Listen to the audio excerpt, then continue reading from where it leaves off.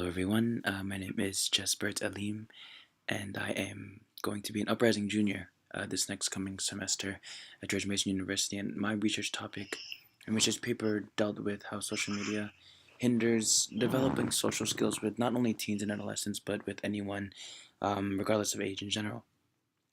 This topic is pretty important to me because I have had personal experience with how social media affects a person's social skills, and I've also dealt with people that had the same problem.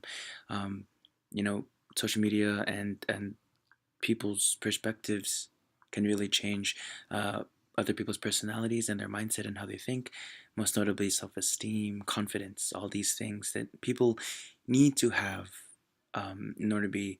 I wouldn't say successful, but being able to communicate their thoughts and their opinions without having to be judged or without having to be persecuted in how well they execute it.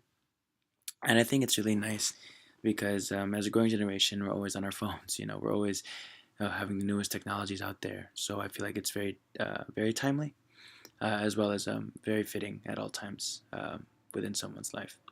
So social media, I guess, in a nutshell, but given by this Google definition, is just websites and applications or apps that we all know that users can create, share content, or participate in social networking. Most notably like Instagram, where you can share pictures, Twitter, I guess you can share tweets, but just getting information across is really a big thing that social media has. The term social obviously is more than one. It's the communication between multiple people, and media is just the form of which it is being shared or being networked across. So how does it affect social skills?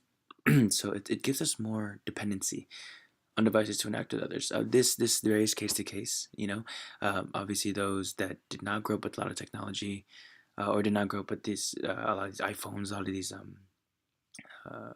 these DSs and Game Boys or whatnot, you know, had a lot of time to interact with those outside, and those that got to play outside, I guess, is another example. It's a stigma, but those that didn't grow up with such luxurious things, I guess, had more time to interact with others elsewhere.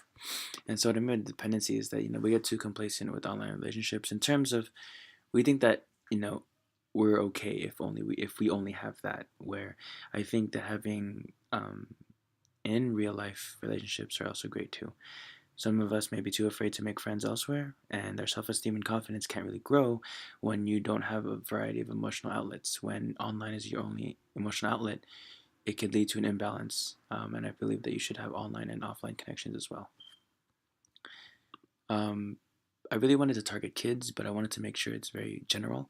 But kids nowadays, at least when we were kids, for the majority of us watching this video, we didn't really grow up with the latest technologies, or at least we couldn't either afford it or we just didn't have the luxury of having it.